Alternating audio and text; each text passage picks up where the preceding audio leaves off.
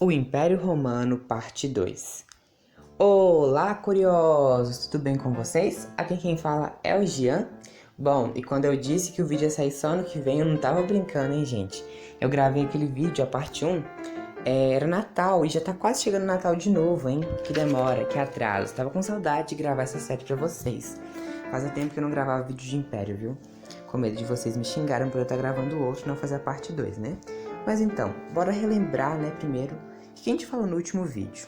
Bom, a gente falou, né, que Roma, ela foi uma monarquia e uma república para se tornar um império. A monarquia muito ruim, a república mais ou menos e o império, né, que conhecemos. Bom, mas relembrando. Os plebeus, insatisfeitos com as péssimas condições de trabalho e condições sociais, se revoltam e em 494 a.C. acontece uma greve geral, exigindo mudanças na legislação romana.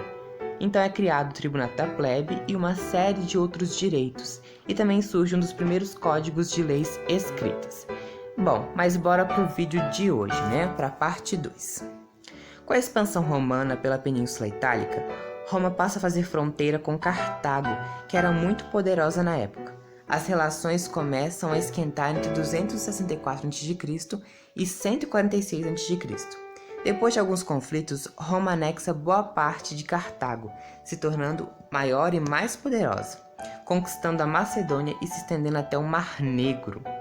As terras conquistadas são confiscadas pelos patrícios, que eram a elite romana, e o poder começa aos poucos a se concentrar nas mãos de uma elite, no caso os patrícios, né? Bom, com a baixa nos preços dos produtos nos mercados romanos, os pequenos produtores começam a falir, né? Já que os preços dos mercados grandes estavam baratos e não tinham como eles competirem. Então, eles passam a morar nas grandes cidades. Com o tempo, a insatisfação do povo romano contra os patrícios cria forte tensão, até que em 141 a.C., o Senado é substituído pelo exército e os cônsules por ditadores. Os ditadores tinham poderes quase que ilimitados em seus governos, e isso abria espaço para o Império Romano. Júlio César nunca chegou a ser imperador, pois foi morto antes disso acontecer, em 41 a.C. Ele era um ditador que tinha muitos poderes. Com a morte de César, o poder é dividido em dois, para Marco Antônio e Otaviano. Marco Antônio recebe a ajuda de Cleópatra, né, no Egito. Ele tenta tomar Roma de Otaviano, então ele inicia uma guerra, mas Otaviano vence ele na guerra e consegue recuperar todo o território de Roma. Mas Otaviano venceu Marco Antônio, então ele foi coroado imperador de Roma e conquistou mais territórios. Então ele foi chamado pelo Senado, né, na época, de Augustus, que era um título que só os deuses tinham. Então ele recebeu uma importância muito grande. Otaviano foi o primeiro imperador de Roma e foi chamado de príncipes, o primeiro cidadão romano. Durante esse tempo, Roma começou a se expandir mais, conquistou muitos territórios e viveu seu auge, chamado de Pax Romana. Contudo, essa glória dura pouco, né? Algo precisava acontecer, e aconteceu o princípio da queda de Roma. Em 117 d.C., Roma parou de se expandir. Isso era muito ruim, já que um império grande naquela época deveria se expandir até um outro império chegar e tomar ele. Então Roma parou de se expandir.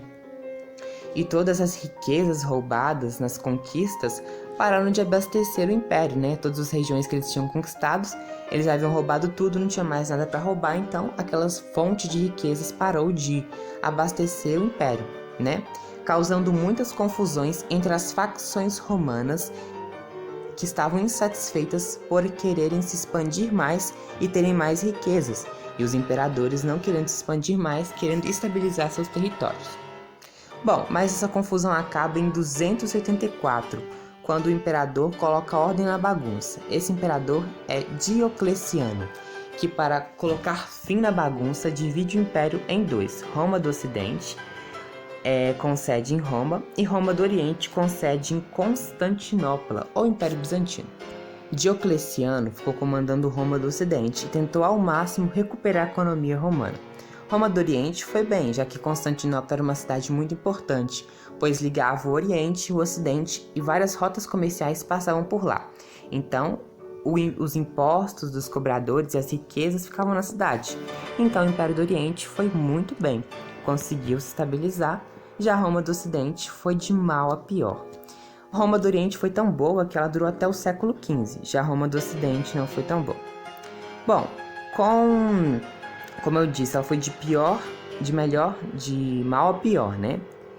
E com a crescente migração para os campos, os territórios, as grandes cidades ficaram desprotegidas, ficaram vazias, ficaram grandes desertos. Então aconteceu grandes invasões de vários povos a Roma. As grandes cidades começavam desprotegidas, várias invasões aconteceram. Até que em 486 d.C., Roma é invadida, saqueada e destruída pelos bárbaros, dando fim a mais um império lendário que marcou de fato muito a nossa história. Nossa história é influenciada pela história de Roma. Então a queda desse império foi a queda de um grande e majestoso império que existiu. Bom, gente, esse foi o vídeo de hoje. Espero que vocês tenham gostado da parte 2, né?